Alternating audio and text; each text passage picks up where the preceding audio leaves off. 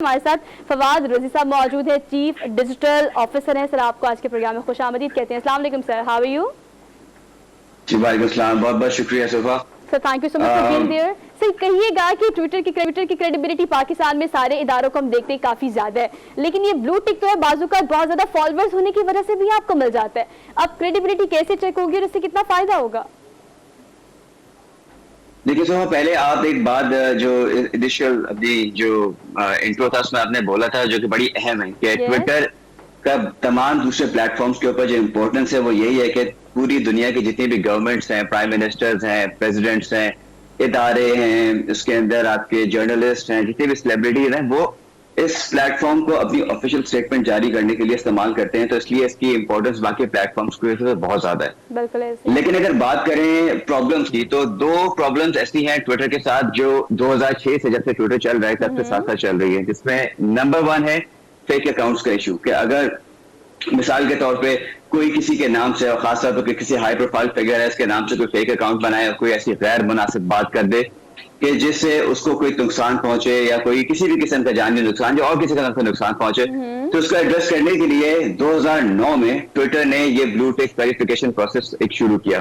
ठीक, अब इस प्रोसेस के लिए बड़ा ये फ्री मतलब ये फ्री प्रोसेस था, इसके अंदर फ्री ऑफ कॉस्ट था। इसके अंदर करना सिर्फ आपने ये था कि एक फॉर्म फिल करना है और ट्विटर को बताना है कि आप कौन है और आपको ब्लू टिक वेरिफिकेशन की जरूरत क्यों है। जिसके जवाब में ट्विटर जो है वो या तो इसको एक्सेप्ट कर देता है या रिजेक्ट कर देता है। लेकिन आपने नोट किया होगा कि ऐसे बहुत से लोगों ने अप्लाई किया और करते थे ट्विटर पे, और ना उनको एक्सेप्टेंस मिली ना रिफ्यूज, बल्कि जवाब ही कोई ना मिल सका, क्योंकि शायद मेनली ट्विटर के पास ऐसी मैन पावर नहीं है या कोई फाइनेंशियल इंसेंटिव नहीं है कि वो इतनी ज्यादा जो रिक्वेस्ट हैं उनको वो केटर करे। तो उस चक्कर में तो पार्शियली एड्रेस हुआ ना वो मामला के फेक अकाउंट्स वाला, कि कोई किसी के नाम से अकाउंट बना ले। जो दूसरा इशू है जो सबसे ज्यादा डैमेजिंग है वो है बॉट्स का इशू ट्विटर के ऊपर। और बॉट्स भी बेसिकली फेक अकाउंट्स हैं, लेकिन उसके पीछे एक सॉफ्टवेयर काम कर रहा होता है जो मुख्तलिफ एक्शन परफॉर्म करता है कि अगर किसी चीज को रीट्वीट करना है या बहुत बल्क में स्पैम करना है या कोई ट्रेंड बनाना है, जिसमें हमने देखा कि यहाँ पे भी बहुत सी सियासी पार्टीज दूसरी सियासी पार्टीज के लिए इस्तेमाल करती हैं, या मुल्क दुश्मन अनासर रियासत के खिलाफ कोई ट्रेंड बनाने के लिए। तो ये बॉट्स वाला मामला बहुत खतरनाक है।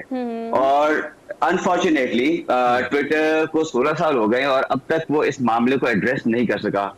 अच्छा, अब आते हैं जी पिक्चर में। सॉरी फॉर द इंटरप्शन, मैं चाहती हूँ कि इस बात को भी आप साथ ही ऐड कर लें। ये जो $8 वाली गेम है, इससे आपको लगता है नहीं कि इससे पहले ऑर्गेनिक ऑडियंस ज्यादा थी, क्योंकि आपको ब्लू टिक तभी मिलता था, फॉलोअर्स ज्यादा होते थे या आपकी क्रेडिबिलिटी बार बार चेक होती थी, तभी वो आपका अकाउंट वेरीफाइड होता था। इस तरह से पैसे देना और हर महीने देना और फिर उसको वेरीफाइड करा लेना, इसमें किस तरह से इसको मैनेज किया जाएगा? देखिए जी, मैनेज से पहले मैं जो इसके तनाजुर को, मतलब जो बैकग्राउंड है ना, उसको समझना बहुत जरूरी है। वो इसलिए कि इट इज नॉट अबाउट $8 या $20 जो इनिशियली इलॉन साहब ने बोला कि जी $20 करेंगे, फिर उनकी स्टीफन किंग से बात हुई तो बीच में $8 की बात है। बिल्कुल ऐसे ही। इंपॉर्टेंस ये है कि प्रॉब्लम क्या है, प्रॉब्लम को समझना बहुत जरूरी है। प्रॉब्लम को समझने से जरूरी है, आपको मैं बात बता रहा था कि जनवरी से जब से एक्विजिशन का प्रोसेस शुरू हुआ और इलॉन मस्क ने शेयर्स खरीदना शुरू किए, अप्रैल में ज्यादा खरीद लिए और फिर ये सारा प्रोसेस शुरू हुआ। तो इलॉन मस्क का मानना ऐसा है कि जी ट्विटर की जो इंटरनल टीम है वो इनकॉम्पिटेंट है। खासतौर पे जैक डोर्सी के बाद जो इंडियन सीईओ है पराग अग्रवाल, वो आए और उन्होंने जितने भी काम संभाला तो समझते हैं कि वो और उनकी टीम इनकॉम्पिटेंट है, वो ये काम नहीं कर सकती है। उसको एक्सटर्नल टीम के थ्रू करना पड़ेगा। एक्सटर्नल टीम किस तरह करते हैं कि वो ही चाहते हैं कि ट्विटर को ओपन जो है ना प्लेटफॉर्म ऐसा कर दिया जाए जिसमें एक्सटर्नल तमाम लोग आके, ओपन सोर्स प्लेटफॉर्म से कहते हैं, कि जिसमें आके वो इस चीज को बेहतर करें। अब इसके लिए ज़ाहिर है फाइनेंशियल इंसेंटिव्स चाहिए, चीजें चाहिए। लेकिन ट्विटर इंटरेस्टिंग, मैं आपको एक बात बताऊं कि जब से ये काम कर रहा है ट्विटर, 2022 चल रहा है, 2021 के नंबर्स के मुताबिक ट्विटर ने $5 अरब का बिजनेस किया। और $5 अरब का बिजनेस में 92% जो बिजनेस था वो इश्तिहारों के मद में था। अब इस तमाम चीजों के बावजूद Twitter net loss $221 million net loss में है, यानी कि 16 साल के बावजूद भी ट्विटर नुकसान में है। अब ऐसे नुकसान वाले इदारे में इस तरह की तमाम इम्प्रूवमेंट्स करना इलॉन समझते थे कि ये पॉसिबल नहीं है। तो जरूरी है कि ट्विटर को अपनी एक रेवेन्यू सोर्स और करें, जिसके चक्कर में उन्होंने ये काम शुरू किया। फवाद साहब, जिस तरह आप जिक्र कर रहे हैं, सबसे बड़ा मसला जो है इस वक्त गलत खबरें जो है वो फैलने का है। गलत खबरें फैलती हैं, बहुत सारे नुकसानात होते हैं।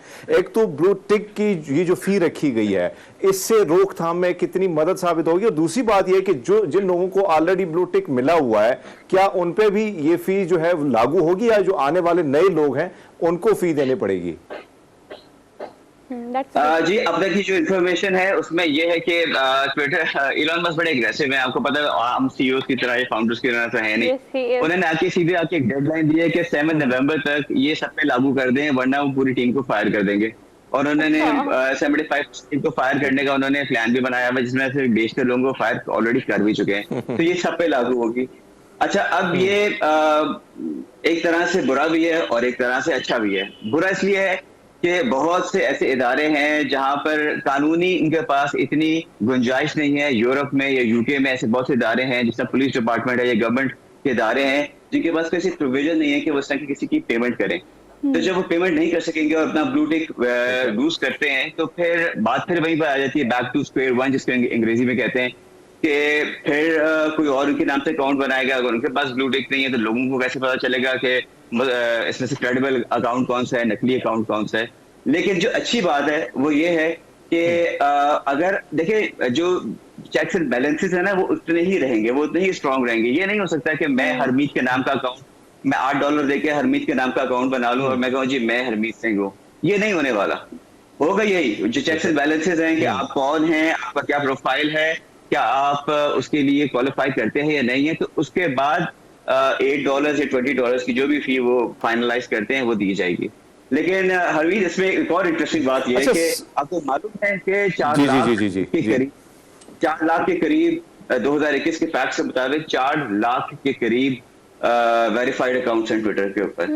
अगर वो सारे के सारे $8 की फी दें, अगर वो सारे $8 बहाना फी दें, तो तकरीबन ये सालाना $38 मिलियन का इजाफी रेवेन्यू बनता है। जबकि मैंने आपको बताया कि ट्विटर ऑलरेडी $225 मिलियन के नुकसान पे है। तो $225 मिलियन का नुकसान और 38 मिलियन का जो रेवेन्यू, इससे कोई खास फर्क नहीं पड़ने वाला। बल्कि एक और बात ये हुई जो ट्विटर के लिए ट्विटर के फ्यूचर को थोड़ा सा अनसर्टेन कर देती है, वो ये कि इलॉन एक खासे कंट्रोवर्शियल आदमी है और एडवर्टाइजर्स जितने भी हैं वो कंट्रोवर्शियल लोगों के साथ अपना बिजनेस करना पसंद नहीं करते। अब इसकी एग्जांपल ये है कि दुनिया की सबसे बड़ी कार कंपनी का मालिक है इलॉन, टेस्ला का, और जो टेस्ला के सबसे बड़े कॉम्पिटिटर है जनरल मोटर्स वाले, उन्होंने इलॉन के टेक ओवर के बाद ही फॉरेन अनाउंसमेंट किया कि हम ट्विटर से अपना तमाम बिजनेस पुल बैक कर रहे हैं। ना सिर्फ जनरल मोटर्स बल्कि दुनिया की सबसे बड़ी कंपनी है जिसका नाम है IPG, inter public group of companies. ये कंपनी बिलियंस ऑफ डॉलर का रेवेन्यू फेसबुक, गूगल, ट्विटर और तमाम प्लेटफॉर्म्स पे पुश करती है। आईपीजी ने ये भी अनाउंसमेंट किया कि इलॉन साहब के टेक ओवर के बाद कि जी हम तमाम के तमाम बिजनेस होल्ड कर रहे हैं ट्विटर से, जब तक क्लैरिटी नहीं आती हमें, हम किसी किस्म का बिजनेस इश्तिहार के बाद में ट्विटर को नहीं देंगे। साहब ये कहिएगा कि जैसे आप कह रहे हैं कि ही इज वेरी